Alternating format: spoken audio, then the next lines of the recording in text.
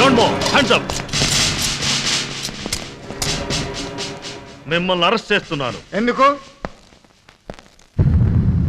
ఎందుకు అరెస్ట్ అయ్యారో తెలీదా సార్? తెలుసుకోవడానికి మేము నేరం చేయలేదు. ఏం చేశామో చెప్పడానికి మీ దగ్గర సాక్ష్యాలుండవు. ఉంటే అరెస్టుకు ముందే ఎఫ్ఐఆర్ రాసుండేవారు, అరెస్ట్ అయిన వెంటనే ఛార్జ్ షీట్ పెట్టుండేవారు. చేసింది దారి దోపిడియో బ్యాంకు రాబరీయో అయితే కేసు బుక్ చేస్తుండేవాడిని మిస్టర్. మీరు చేసిన క్రైమ్ కి ఎఫ్ఐఆర్ లో ప్లేస్ లేదు, ఛార్జ్ షీట్ కి ఛాన్స్ లేదు. అంత పెద్ద క్రైమ్ మేమేం చేశామండి? స్కాములు చేశామా? సెంట్రల్ గవర్నమెంట్ ని పడగొట్టామా? బీహార్ టైప్ లో గడ్డి మాయం చేశామా? లేకపోతే యూరో లాటరీలో డబ్బు వచ్చిందని జనాల్ని బ్యాంకుల్ని ముంచేశామా? సీఎం గారిని కాజేశారమ్మా. ఈ రాష్ట్ర ముఖ్యమంత్రిని కిడ్నాప్ చేశారమ్మా. Inspector, for the hell you are talking? నోర్మై, మర్యాదగా సీఎం గారిని ఎక్కడ దాచిపెట్టావో చెప్పు. సీఎం గారిని మేం కిడ్నాప్ చేయడం ఏంటండి? అసలు ఏం ప్రూఫ్ ఉందని మమ్మల్ని అనుమానిస్తున్నారు? కిడ్నాప్ చేసింది నీ మొగుడు రవీంద్ర కాబట్టి,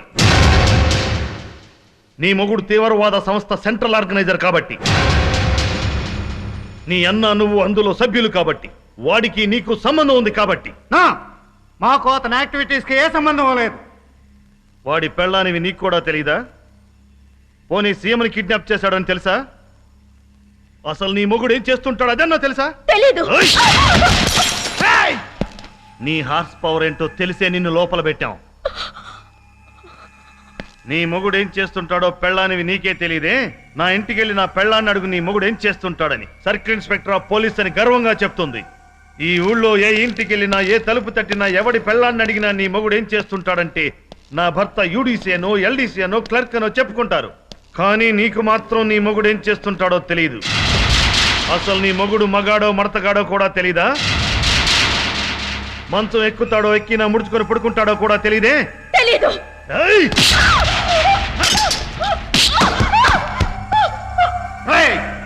ఆడపిల్ల మీద చేయి చేసుకోవటం కాదురా, నన్ను బయటకు సమాధానం చెప్తాను. ఆడదని వదిలేయబెట్టి రాజీవ్ గాంధీని అంత దగ్గరగా చంపగలిగింది. సెక్యూరిటీ అని వదిలేయబెట్టి నీలాంటి ఇందిరాగాంధీని చంపింది. అయినా ఆడవాళ్ళకి 33% రిజర్వేషన్ కావాలని, సమాన హక్కులు రావాలని రంకెలు వేస్తున్నారుగా. అందుకే ఇంట్రాగేషన్ లో కూడా సమాన హక్కులు ఇద్దామని. చెప్పవే, నీ మొగుడెక్కడ? తెలీదు. తెలీదు? You impudent rascal! Shame on your fertility of a woman! Shame on your mother! To feed you their milkfully thirsty! The national flag will bow with shame for your brutal crime! చెప్పవే.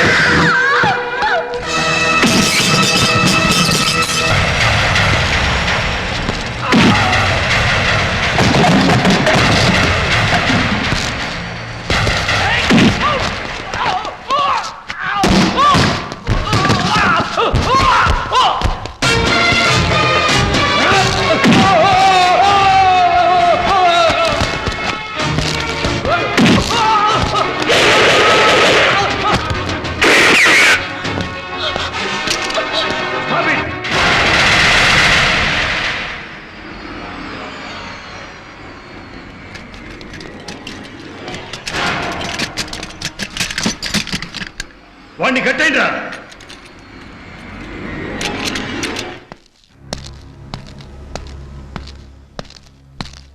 ఇంతమందిని కొట్టావంటే నువ్వు 200% తీవ్రవాదివే. నీ చెయ్యి యుద్ధంలో పోయి ఉండదు. పాకిస్తాన్ వాళ్ళకి రహస్యాలు అమ్ముతూ ఉంటే ఆర్మీ వాళ్ళు కోర్టు మార్షల్ చేసి నీ చెయ్యి నరికేసి ఉంటారు.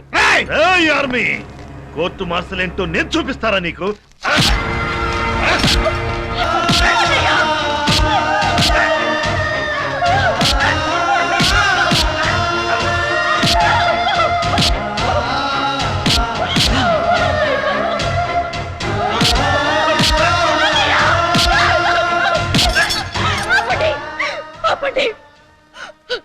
మేము తీవ్రవాదులమే సార్. మా కుటుంబం మొత్తం టెర్రరిస్టులమే. అసలు సీఎం కిడ్నాప్ ఏంటి సార్? సద్దాం హుస్సేన్ కి అమెరికాకి యుద్ధం రావడానికి, పాకిస్తాన్ లో సైనిక తిరుగుబాటుకి మేమే కారణం సార్. మేమే కారణం. రాజీవ్ గాంధీ చావుకి, ఇందిరాగాంధీ హత్యకి మా అన్నయ్య, మా ఆయన కారణం సార్. ఇంకా మీకు పుట్టబోయే బిడ్లకి, మీరు చావబోయే మందు పాత్రలకి అన్నిటికీ మేమే కారణం సార్. అన్నిటికీ మేమే కారణం. మొన్న ఒరిస్సాలో తుఫాన్ వచ్చిందే, దానికి కూడా మేమే కారణం సార్. మేమే కారణం. మా అన్నయ్య గవర్నర్ అవ్వాలని, మా ఆయన సీఎం అవ్వాలని, నేను స్పీకర్ అవుదామని ఇదంతా చేశాం సార్. ఇదంతా చేశాం. ఆ మాటలు ఆన్ రైటింగ్ పేపర్ మీద పెట్టు. భారతక్క ఎలియాస్ స్వర్ణక్క అనబడే నేను, చౌదరి ఎలియాస్ గణపతి అని పిలువబడే మా అన్నయ్య ముఖ్యమంత్రి కిడ్నాప్ వ్యూహానికి సూత్రధారులం. కిడ్నాప్ చేసింది నా భర్త రవి ఎలియాస్ రవణ, తీవ్రవాద సంస్థ ప్రజావార్ గ్రూప్ సెంట్రల్ ఆర్గనైజర్. నువ్వే దళ నాయకుడివి. నేను దళ నాయకుడినో దొంగల నాయకుడినో నీకు అనవసరం. పోనీ ఏ అవసరం ఉండి తీసుకొచ్చావో చెప్పు. నీ చేత ముఖ్యమంత్రి పదవికి రాజీనామా చేయించడానికి. రాజీనామా చేస్తున్నానని ఇందులో సంతకం పెట్టు. What nonsense you are talking? నేను ఎందుకు రాజీనామా చేయాలి? ఎవరి కోసం చేయాలి? మా కోసం చేయాలి. నీ మూలంగా మా ఊళ్ళో కరెంటు కాలువలు రాకుండా పోయాయి. నీ మూలంగా మా ఊళ్ళోకి రోడ్లు లేవు, బస్సులు రావు. ఎక్కడ బుచ్చనకి మంచి పేరు వస్తుందోనని కుట్ర పని మా ఊరిని చీకట్లోకి నెట్టేశావు. వాడేవడం? ఓయ్ పెద్దాయన, మా బుచ్చనని వాడు గీడు అంటే నాలుగు తెగిపోతాయి. మా ఎమ్మెల్యే బుచ్చ మహేశ్వరరావు దేవుడు లాంటి మనిషి. మంచి పనులు చేస్తే మా బుచ్చన్న ఎక్కడ గొప్పవాడు అవుతాడోనని పైసా కూడా సాక్షి చేయకుండా అడ్డుపడ్డావు అని ఎవరు చెప్పారు నీకు? మా బుచ్చన్న. నన్ను కిడ్నాప్ చేయమని చెప్పింది కూడా మీ బుచ్చన్నేనా? మా బుచ్చన్నే గానీ ముందు సంతకం పెట్టు. ఒరే ఫూల్, నీ బుచ్చన్న పెద్ద దొంగరా. ఏయ్, అభివృద్ధి పేరుతో కోట్ల కోట్ల ప్రజాధనం తిన్నాడు రా. నోర్పోయి. మా అన్నని ఇంకొక మాట అన్నావంటే నరుకుతా. నాలాంటి వాడిని కూడా కన్న కొడుకులా చూసుకుంటాడు. కావాలంటే మా ఊరికొచ్చి కనుక్కో. అన్న ఎంత గొప్పవాడో నీకే తెలుస్తుంది. నువ్వు నక్సలైట్ అయితే సిద్ధాంతపరంగా మాట్లాడేవాడిని, ప్రతిపక్షం వాడివైతే నీతో రాజకీయం మాట్లాడేవాడిని. కానీ నువ్వు మూర్ఖుడివిరా. నీ ఊరిలాగే నీ బుర్ర కూడా చీకటిదే. మొత్తం మంత్రి మండలిలో ఒక్క క్రిమినల్ కూడా లేకుండా చేసింది ఈ దేశంలో నేనొక్కడే.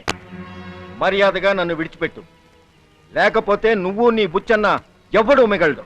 సంతకం పెట్టకపోతే ముందు నువ్వు మిగలవు. సంతకం పెడతావా చస్తావా? నేను రాజీనామా చేస్తే మీ బుచ్చన్న మీ ఊళ్ళు బాగు చేయిస్తాడా? గ్యారంటీగా చేయిస్తాడు. కళ్ళ ముందు స్వర్గాన్ని చూపిస్తాడు.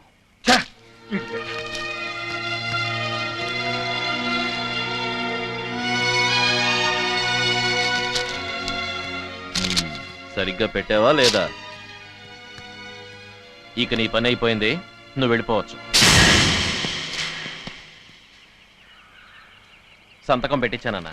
ఏరా, రౌడీలు రాజకీయానికి పనికిరారా? ఏ పార్టీ మెట్లయితే నువ్వు మమ్మల్ని ఎక్కనివ్వలేదో ఆ పార్టీ ఇక నుంచి మాది, ప్రభుత్వము మాదే. Assembly central hall photo frame లో కీర్తి శేషులుగా కూర్చొని మా పరిపాలన కళ్ళారా. అరే ఏంటన్నా ఇది? ఆయన సంతకం పెట్టాడు కదా. సంతకం పెట్టాక ఇంకా బతికేం చేస్తాడ్రా? బుచ్చన్న సంతకం పెట్టించమన్నాడు కానీ చంపమనలేదు. వీడు సంతకం పెడితే బుచ్చన్న సీఎం ఎట్లా అవుతాడ్రా? చస్తేనే అవుతాడు. ఈ మర్డర్ ప్లాన్ వేసింది బుచ్చన్నే. మా బుచ్చన్న? మీ బుచ్చన్నే. ఇదే కాదు, ఇంకో ప్లాన్ కూడా వేశాడు. చూడు.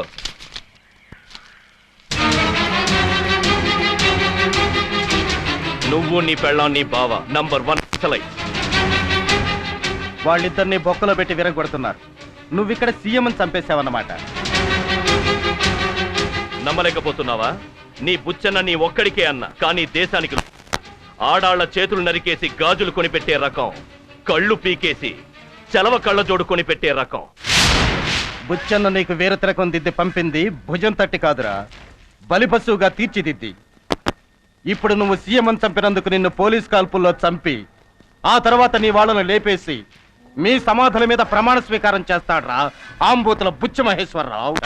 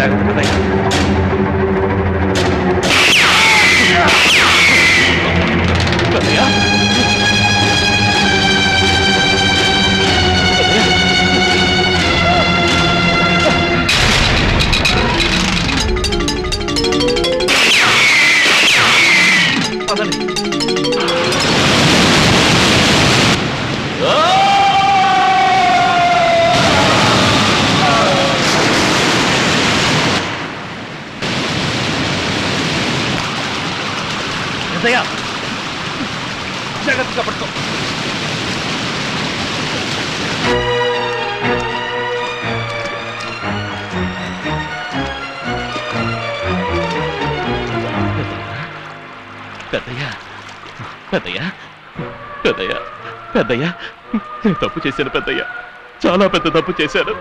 ఆ బుచ్చన్న రవి రవి అని పిలుస్తుంటే రాజులా చూస్తున్నాడు అనుకున్నారు, కానీ వాడు రాక్షసుడని తెలుసుకోలేకపోయిన పెద్దయ్య. అన్నం పెట్టిన చెయ్యి అన్యాయం చేస్తుందని, దారి చూపిన మాటలే ఈటలై గుండెల్లో గుచ్చుతాయని, భుజం తట్టిన మనిషే పంజాబీ పులవుతాడని నేను ఊహించలేదు పెద్దయ్య. పెద్దయ్య నీకేం కాదు పెద్దయ్య, నిన్ను నేను రక్షించుకుంటాను. ఇన్నాళ్ళు పిశాచంలా పడి తిరిగిన నాకు ప్రాణాలు కాపాడుకోవడం కూడా తెలుసు పెద్దయ్య. ఇన్ని కోట్ల మంది జనం గుండె చప్పుడైన నువ్వు ఆగిపోవడానికి వీలేదు.